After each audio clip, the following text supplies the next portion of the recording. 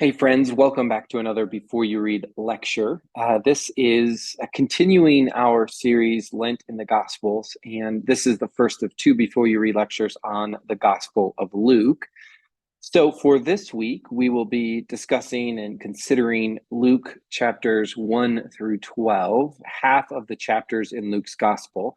And just as a way of sort of locating it, the narrative really turns in chapter 9, verse 51, as Jesus sets his face to Jerusalem. So we're gonna get most of Jesus's earthly ministry and then his journey, the beginning of his journey towards Jerusalem, which the Gospel of Luke lengthens out significantly. And I'll talk more about that in a few minutes. So again, Luke chapters 1 through 12, 2 chapters a day. These chapters, some of them are longer than the chapters, especially in the Gospel of Mark, just to be aware of. But it should be a manageable reading schedule for this week. As I've done in the past, I want to do a sort of a reminder, sort of prime the pump of the Gospel of Luke in general. And then I want to walk through the week of reading and then remind you all again, probably getting bored of this, but remind you again of my suggestions for how to go about reading, as well as the journaling questions that I'm inviting you to consider. So, first thing, just a few reminders about the Gospel of Luke. Luke is the third gospel in the New Testament canon. It is likely that Luke is written around the same time as the Gospel of Matthew, though it is perhaps possible that Luke is written after. New Testament scholars who specialize in the Gospels disagree significantly about the place of Luke. I personally am of the persuasion that Luke probably had access to both the Gospel of Mark and the Gospel of Matthew, and is making improvements, small and major improvements, on both of these gospel traditions, both of these written gospel traditions. And the reason that I think that that's the case is what scholars identify as the prologue to the Gospel of Luke. This is Luke chapter 1, verses 1 through 4, and invite you to spend a few minutes just reading and rereading these 4 verses, because in them, the author of the Gospel of Luke expresses his desire or her desire to write the gospel and gives the reasons for writing the gospel, as well as the sort of purpose in rewriting or repurposing these traditions. And what this prologue reveals is that the author of the Gospel of Luke was familiar with earlier traditions, likely earlier traditions that were written, because the account that he's going to offer in the Gospel of Luke is an improved version of the accounts that have preceded him, and it's based on order and arrangement and all of these other things. And so Luke is the only evangelist in the New Testament who signals, "Hey, I am using sources. I'm using both probably oral traditions, and I would say also a written tradition." And the purpose of writing Luke is this gospel is to improve upon these earlier traditions, and also to help the patron or the recipient of the gospel, Theophilus, to ensure that he knows and is confident about what has happened, what has been fulfilled in the life of Jesus and in the life of the early church. So that's the first reminder about the prologue and the purpose. The second reminder is to remind you that in many ways the Gospel of Luke is the prophetic gospel. It is the gospel in which Jesus is most clearly portrayed in conversation and in similarity with the Old Testament prophets. There were plenty of prophetic quotations in the Gospel of Matthew, but Luke has a heavier emphasis on the role of the Spirit, the role of prophecy. Think especially of the first 2 chapters of the Gospel of Luke. Think about Jesus's inaugural sermon in Luke 4, where he reads from the prophet Isaiah and says, "These words have been fulfilled in your hearing." And a variety of other connections really signal that there's a connection between the life of Jesus and the words of Jesus and the life and words of these earlier Old Testament prophets. The third reminder, as I mentioned earlier, is the decisive turn that happens in Luke 9:51, where it says that Jesus sets his face, that is, he is determined to go to Jerusalem.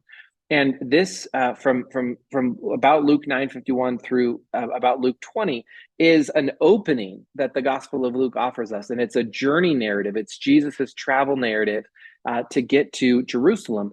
And in comparison to both Mark and Matthew, it's much more extensive. And this is a place where we hear a lot of Luke's unique theological vision and theological voice, because this is where we get unique parables and unique stories that we only find in the Gospel of Luke. And so as I said, our reading is going to get us to the beginning of that journey, and then next week when we read Luke chapter 13 through 24, we'll get the second half of that journey as he enters into Jerusalem. But it's a really important marker in the narrative of Luke. A fourth reminder is just to pay attention, to be aware of the important role that women play in the Gospel of Luke. Now, there are female characters in Matthew and Mark, but it's interesting, it's important that Luke highlights the role of women. We could think about the role of Elizabeth in Luke 1, or certainly of Mary, the mother of Jesus. There's also a reference to the women who provide financial support to Jesus and his disciples in chapter 8. And then there is the women who discover the tomb. And so pay attention to the role of women and the sort of decisiveness that they have in the Gospel of Luke. A fifth and final reminder is just to remember that this is volume 1 of a 2-volume work. Luke, Acts, although they're separated in our New Testament, were likely originally a 2-volume work. One tells the story of the life of Jesus. The other tells the story of the life of the church. They have a similar prologue, a similar beginning, both Luke and Acts, and lots of common vocabulary and common themes between the two works.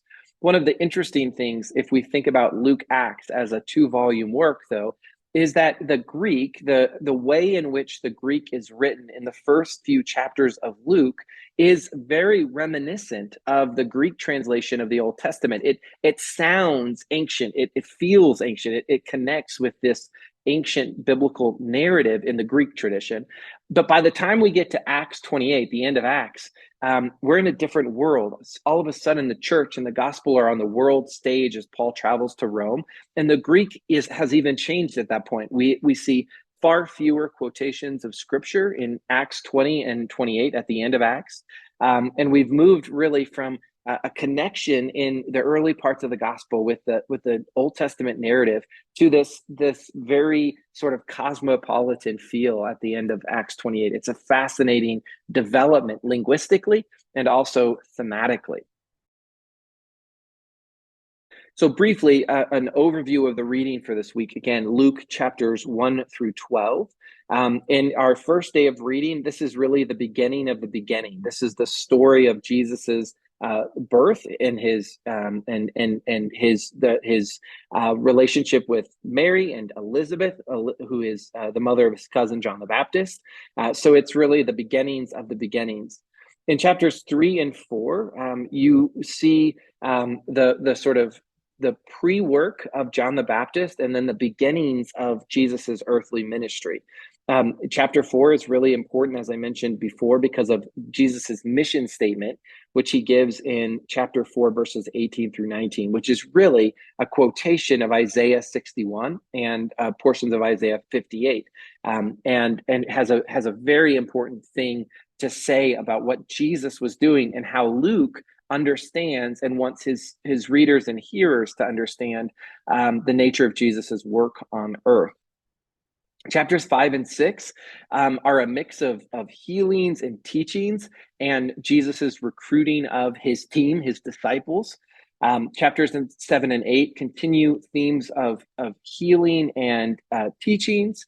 Chapters 9 through 10, I think, have some distinct lessons on discipleship, the nature of following after Jesus. And then chapters 11 and 12 are more teachings that we see. So that's an overview of what you can expect in this week's reading. Now, again, just to review, as I've done in previous weeks, a few suggestions. One, if you can, try to read according to that daily reading plan, the one or two, in this case, the 2 chapters a day. Would invite you to keep a journal as you read and capture your thoughts and your observations as you're reading. Love for you to open your time with a short prayer for illumination. And then, as a reminder, just a few questions to consider as you are reading. How would you summarize the 2 or 3 chapters that you read each day? How would you summarize those in maybe 2 or 4 sentences? Second question, what questions do you have about what you've read for that day? Third, what issues in your life or in the life of your community do these chapters address or relate to? Fourth, what does it teach you about God? And finally, fifth, what does it call you to do? What is it demanding of you? What sort of action might it be calling you to do? So that is all I want to say at this point for this Before You Read lecture on Luke chapter 1 through 12. Looking forward to being back in the mix with you, back in Atlanta next week, and looking forward to our chat, our Zoom conversation when we have it. So thank you very much for your time and your attention, and happy reading.